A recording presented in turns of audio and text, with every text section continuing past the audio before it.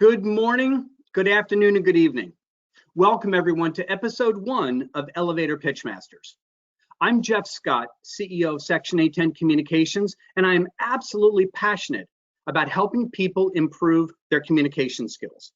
Section 810 exists to help organizations and individuals increase their level of influence through improved communication skills, which is even more important now in this new virtual world that we live in. I've had the privilege of traveling to numerous countries and training and speaking.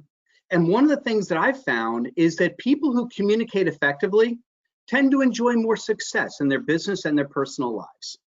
Communication is everywhere. We communicate every day. One-on-one conversations and meetings, small group sessions, or when we present or train, even an elevator pitch, which is why I'm delighted to join you all today for episode 1 of Elevator Pitch Masters with my esteemed colleague, Susanna Mueller-Zantop. Susanna, it's always a pleasure to work with you. Thank you very much, Jeff. A nice introduction. All right, so my name is Susanna Mueller-Zantop. I'm the CEO of CEO Positions, and I'm a positioning expert, which means I'm focused on executive performances. Now, what is positioning? You are perfectly positioned when the right people come to you with the right type of problem, almost by themselves, to you and pay you adequately for getting it solved. So you see that the elevator pitch is really closely related to positioning, because then people know who to turn to. All right, but before we get into the elevator pitch, I would really like to tell you about who we are today. And we are people from 4 different continents. Isn't that amazing? So we have here people from Nigeria, Romania, Italy, France, Belgium, Austria, the Russian Federation, Singapore, Canada, Germany, India, Switzerland, the United Kingdom, and the US. What an invaluable combination of talent, of intelligence, and of so diverse cultural backgrounds. It couldn't be better. Jeff, back to you. Great, Susanna, thanks. And again, welcome everyone to the session. And what we've seen is there's certainly a desire for people to learn how to create an elevator pitch and more generally, effectively communicate with others. So a couple of ground rules and just introduction to today's event. Our 2 candidates and contestants today will have an opportunity to come on camera and do a 1-minute elevator pitch. At the end of the pitch, Susanna and I will give them constructive feedback on how to make their pitch even better. The second candidate will come up and do the very same thing. After that, they'll have an opportunity individually come up and re-pitch to do their elevator pitch again based on the feedback that we provided to them. At the end of those second pitches, we'll ask you, the audience, to participate with feedback as well. Our goal today is not only to provide guidance and feedback to our 2 guests, but also to you as the audience, as you think about the way that you present and communicate with others. So with that, I'd like to ask Laura to come on camera with us right now. And it's my pleasure to introduce Laura Magenda from Zurich, Switzerland. And Laura focuses on project-based work in financial services and is currently spearheading an initiative for well-being called Make Mornings Matter. So Laura, it's a pleasure to be here. Susanna's going to start the timer and tell you when you're ready, and we will be ready to go. So are you ready to pitch? Yes, thank you. All right. When you wake up in the morning, what's your first thought? Is it positive, something that even now you can be grateful for? Self-awareness, positivity, and consistency are key to well-being, to health, as the ultimate basis for being productive, leading happy relationships, and living as well as you can. But why? It's important to focus on your health resources. Be grateful if you have the resources to work on and further improve your health. Not everyone has this. If before work, you can do a 5-minute exercise routine inside, correct your posture, or even just have a mindful moment while you're eating breakfast, talking to a loved one, you have a lot.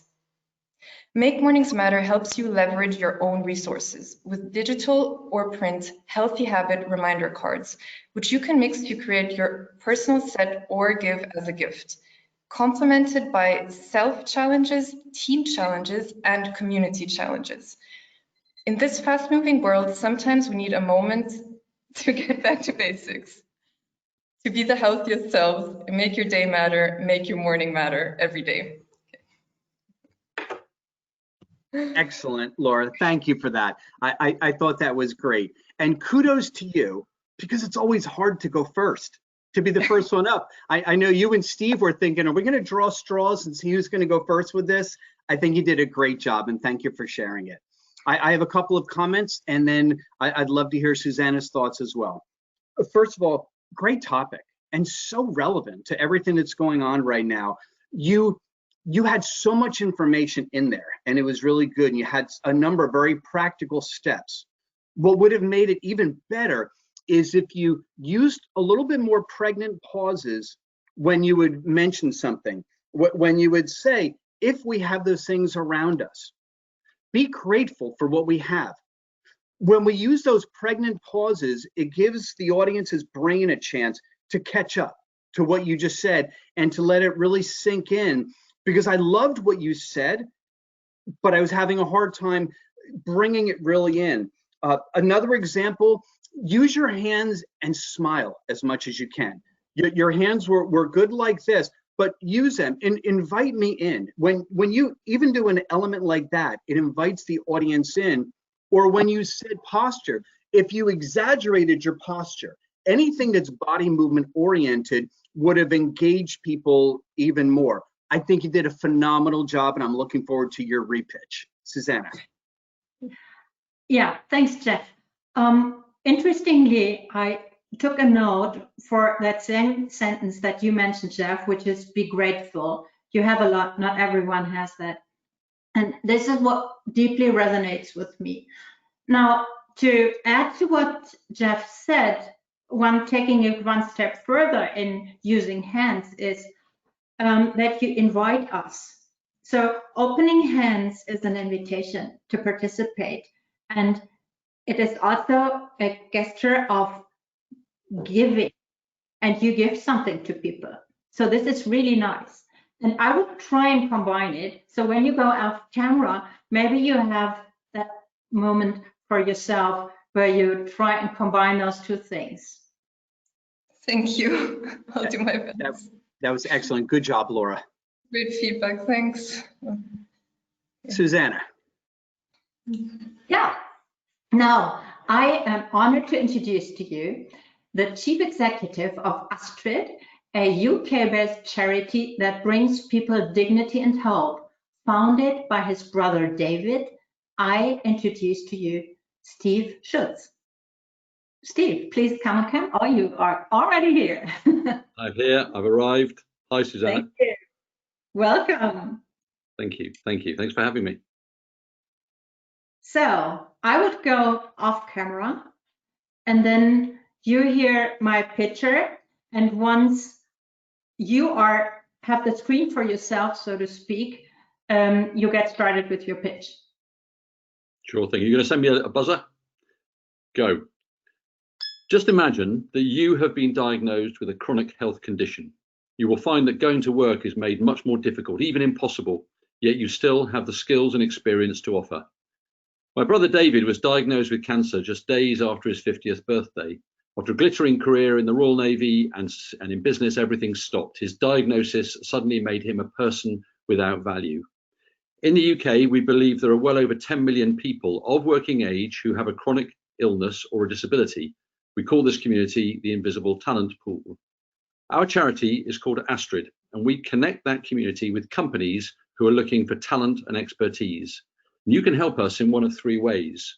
First off, you can let us know if you have a need for a flexible resource, and we will fill it. Second, we'd love to hear from companies who operate a volunteer program. We need professional help. And thirdly, we need funds. Can we be the beneficiaries of your charitable donation? Work restores mental well-being and a sense of normality. Please help us to help the Invisible Talent Pool. Thank you.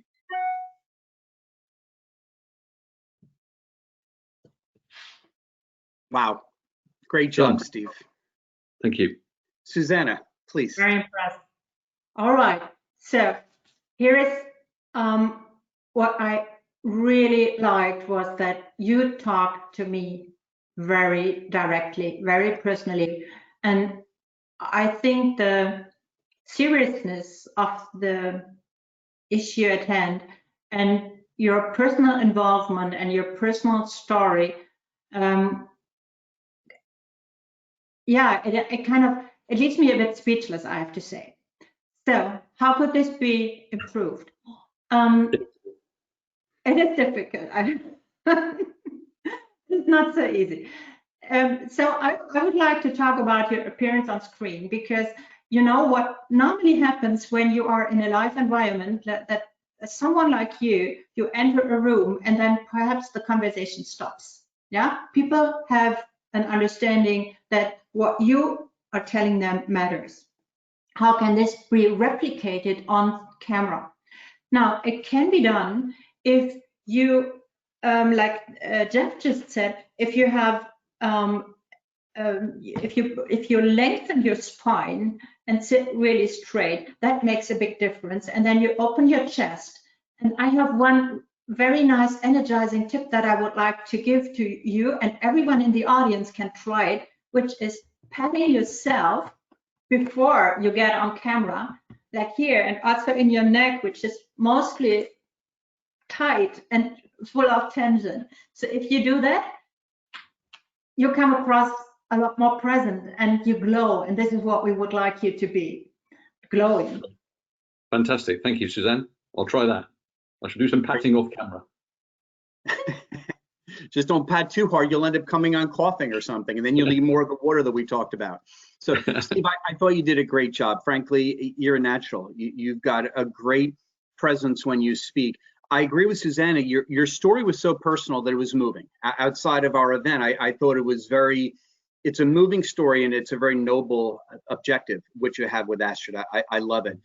You engaged me right away with a question and then a personal story. Both of those elements are incredibly powerful in an elevator pitch. And you used a nice pause at the end of the question to give me a chance to let it digest and almost think about what my response would be to that. I thought that was very, very good. You also closed the session very well. You wrapped up your pitch very effectively. Sometimes in speaking, we tell people, tell them what you're going to tell them what you told them, but have a beginning, a middle, and an end. And you did that very effectively. I like that. You also had a great call to action. You said there's 3 things that you can do. So what would I suggest to make that even better? Because it's already very, very good. What would make it even better? Facial expressions. You had a serious message. So it's not a happy-go-lucky, joy message. However, smiles can be effective even when you're pleading. When you talked about the fact that you said the invisible talent pool, to say we have what we call the invisible talent pool. With a small smile, you can pull me in. You're pleading with me and helping me to empathize with what you're talking about there. That's one element. You did a good job when you said there's 3 things, 1, 2, and 3. Use of hands is good. Before that, I would have liked to have seen your hands move even more. As we mentioned with Laura, bring me in, pull me in.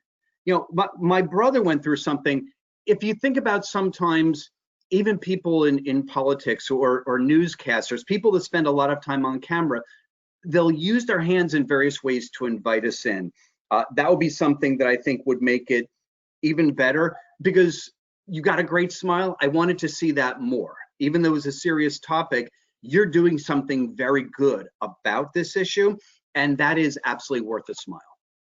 Once again, I think you did a phenomenal job. Thank you. Fantastic. Thank you. Thanks for the advice, and I will endeavour to apply that for next time.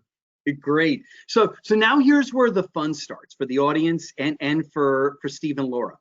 They've had all of 3 minutes to think about the topics and suggestions that Susanna and I made to them, and now we'll have an opportunity to come in. One of the things we want you as the audience to think about is, did their message arrive? Did you catch what they were throwing? Were you able to receive it?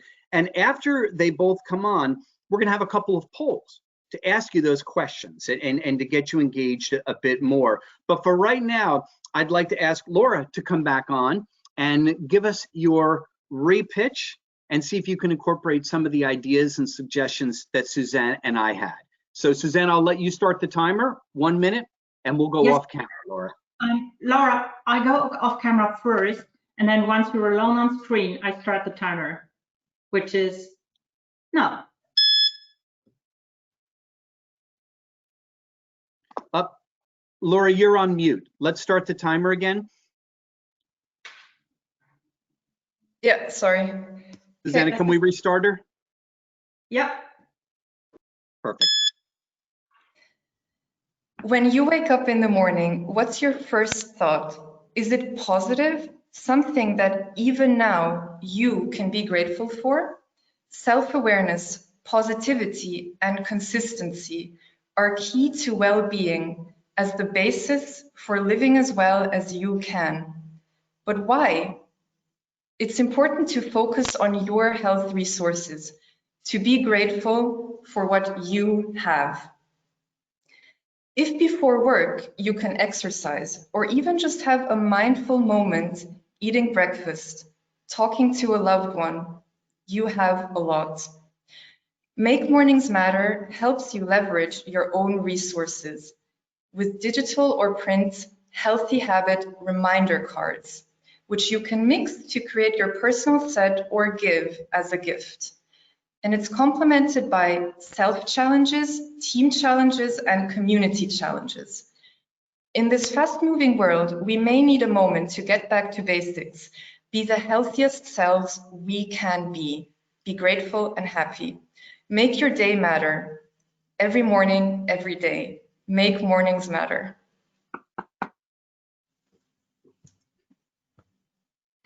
Outstanding. Great job, That. Laura. Hey, Suzanne, how was she on time with that? I don't think we quite hit the minute. We must have been very close, though. Yeah, it was probably 10 more seconds. Excellent. Great job, Laura. I love the fact that you incorporated, and again, such a short period of time, the pregnant pauses. That was clear. It was so evident. And it gave me a chance to think about that. I think about my morning exercise routine or having breakfast. So your points resonated with me more because of those pregnant pauses. Great job on that. I felt empathy as you were talking, especially the second time. Some of that's nervous jitters, which we know that happens with all of us. But the second time, I felt your empathy. I felt like you really legitimately wanted me to start my day better and to be just more positive minded. And I love that empathy. The only suggestion I would give you going forward, give a nice call to action at the end. If you have resources or anything, even for our audience now, they might think that's great. You mentioned cards, I think, and some other things. Make sure you have a call to action so we know what to do with it. Put a handle on your elevator pitch and pick it up, if you will, something practical that we can do. And by the way, is there a website or somewhere we can reach you if someone wanted information? Yeah, you can shoot an email to info@makemorningsmatter.com. The website is still being built. I'm on LinkedIn. Yeah. That's great. That's a great start to that. Susanna. I think we can follow you on LinkedIn, right? Yeah, as well. All right. Okay, so here's my feedback. I so liked the pace of your pitch because it was much slower. It was much better. You paused, like Jeff said, and you didn't move as much. You were a lot less nervous. This is great because it calms me down. It makes my morning better. I have to say, for the first time, understood that there is these cards. So I didn't get it in the first place, I have to admit, yeah? So here I am. Now the message arrived. So question message, did the message arrive? Yes, it arrived with me. Finally. Thanks a lot. Thank you. Excellent. Susanna, while we're bringing Steve back for his re-pitch, just to the audience again, comments to the speakers, by all means, use that chat questions area and you can type your comments in. so that we can look at those at the conclusion. We'll spend just a couple of minutes on that. So feel free to use that feature. And Laura, thank you again. And Suzanne, would you like to bring Steve back? Yes, Steve, would you like to join us on camera? Hi, switch mine off. And when you hear my timer button, please start with your second pitch. Just imagine that you have been diagnosed with a chronic health condition. You will find that going to work is made much more difficult, even impossible, yet you still have the skills and experience to offer. My own brother David was diagnosed with cancer just days after his 50th birthday. After a glittering career in the Royal Navy and business, everything stopped. His diagnosis suddenly made him a person without value. In the UK, we believe well over 10 million people of working age have a chronic illness or a disability. We call this community the Invisible Talent Pool. Our charity is called Astrid, and we connect those communities with companies who are looking for talent and expertise. And you can help us in one of three ways. First off, you can let us know that you have a need for flexible resource. We will fill it. Second, we'd love to hear from companies who operate a volunteer program. We need professional help. And thirdly, we need funds. Can we be the beneficiaries of your charitable donation? Work restores mental well-being and a sense of normality. Help us to support the Invisible Talent Pool. Thank you. Excellent. Thank you, Steve. Hands everywhere. I loved it. Susanna, your feedback. Okay. First, on a positive note, I understood everything much better. I don't know why, but you may have shortened it. That was interesting. I mean, the structure of your pitch was clearer to me. Second, I have to say, although I like the use of hands, that the beginning was a bit too much for me. I apologize for saying that, but I was unsure about it as well, and but I was your advice was ringing in my ears, and I just thought, how can I do that? And there was one place. I see that, but there is such a fine line, you know. So that was a bit much. And then your brother, that was a touch too personal, because it's about your brother and it's about other people's brothers too. So it, you know, it doesn't make it more inclusive. It makes it a bit less inclusive in that moment. So what we see is that somehow working with hands is a language by itself. And there's, of course, sign language, right? Everything else was brilliant because you used your hands then in a more natural way and it wasn't as artificial. I think it's a great example of what you can do and then how also things are a bit too much or not enough in this environment. You can overcorrect, can't you? And yeah, that's what it felt like. But yeah, it was. I was unsure. I had 2 minutes to think about it, and I just thought that that was a way of doing it. But no, I didn't feel comfortable doing it either, actually. So that's just as well. See, this is the point. You have to be comfortable with it. If you're not, if you feel it's not you, it's not you. Don't do it. Sure. Great example. Thank you for giving us the opportunity to talk about it. Really, it's a great discussion. You know, very important. Sure. Thank you. Thank you very much. And actually, I liked a lot of the hand gestures, Steve. And the audience will always have different perspectives on how you do things. And I know that you over-exaggerated a little bit just to emphasize the point of what you did. I did like when you touched your chest about your brother, because that's close to your heart. And so that indicates that. In fact, a comment from one of our audience members, John, I'm looking at a different monitor here. He said he engaged verbally and with body language, especially when he touched his chest when talking about his brother. So that's from the audience that they really resonated with that. When you pointed, and I think you did a great job incorporating the hands. Pointing is one of those things that can be very effective, and it can also be perceived negatively. Sometimes people think we're pointing at them. I've noticed politicians in the past sometimes would point with their knuckle because it's a little bit less offensive. One of the things I teach people in this virtual environment, we have about a 9-inch box in front of us that's the effective place to use our hands. If we go outside of that, it almost comes at like we're coming at someone. So for all of us, be cognizant, video is different than being live in a room. I'm 10 feet away from you at a conference room in a table, and I can stretch my hands everywhere. But in this new world, be cognizant of the 9-inch box. Steve, I thought you did a great job. What I'd like to do now, and Laura, if you'd like to come back on screen also, we're going to do a couple of polls here. We want to get you as the audience, your opinion. The question we're going to start with Laura is on a scale of 1 to 5, 5 being absolutely yes. Did Laura's message arrive? Were you able to get what she was saying? Let's just leave this up here for just about 20 seconds or so. Scale of 1 to 5. 5 is like, wow, absolutely, totally met me. 1 is, no, I didn't catch it. A few more seconds. Let's just see how we did here on that. Did Laura's message arrive? Okay, I'm going to close the poll right now. Let me take a look at some numbers real quick. So we had 4, 32, 54, and 11. So on a scale of 1 to 10, only 4% were at that 2 level. Pretty much everybody, 96%, Laura, was between a 3 and a 5. 32% said 3, maybe that midway mark. 54%, the majority had it at 4, and 11% at 5. So I think that's good. That's our goal when we give an elevator pitch. Did our message arrive? Let's do the same thing, audience, for Steve. Did his message arrive? A scale of 1 to 5, 5 being an absolutely arrived.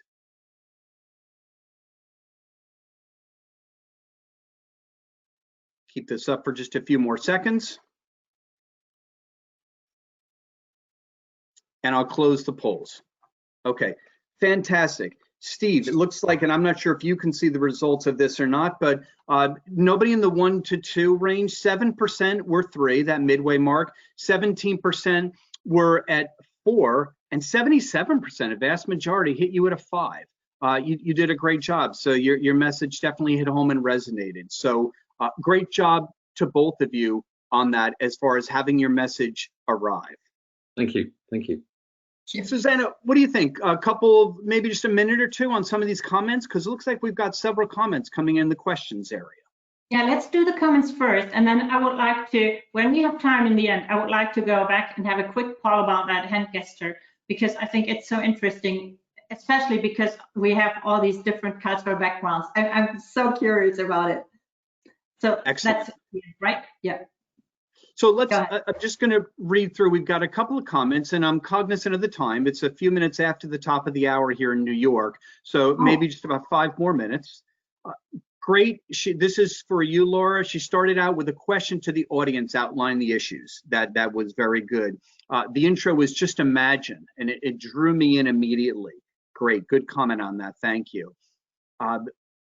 Stefan had a question, Steve, for you, and is there a story meaning behind Astra? Just something for you to think about next time you're doing your pitch. That might be an interesting way to say, here's what the name of the company means, something like that. That's an interesting comment. Sure. We had a few comments, good use of hands at the beginning, they're clasped together. Another comment here on your second pitch, Laura, incredible how you quickly adopted the first pitch recommendation. So excellent being a great student and incorporating those suggestions so quickly. That was noted and very good. Yep. That's great advice. Lots of comments coming in here. We won't have time to go through all of these. These are outstanding. And Laura and Steve, I'll certainly send these to all of you so that you have this as well. Trying to see if there's anything. While we're doing that, is there anybody who'd like to actually give a comment or feedback to the pitchers? If so, raise your hand, and as long as you have a microphone connected, I'll unmute your line so that you can speak verbally. We'll take just a minute or two to do that, see if anyone has a comment they'd like to share. While we're seeing if hands go up, to the audience, if you have an interest in learning more about this topic, we will be doing this series. This is episode 1. Starting in January, we will have 2 new pitchers. So feel free to join us next time.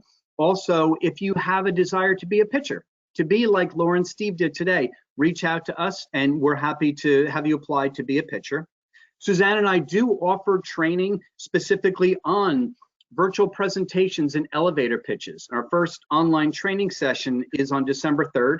You'll be getting a follow-up email with a code. You, as a participant today, are eligible for a discounted rate of $129 US. if you want to participate in the training, completely optional to you.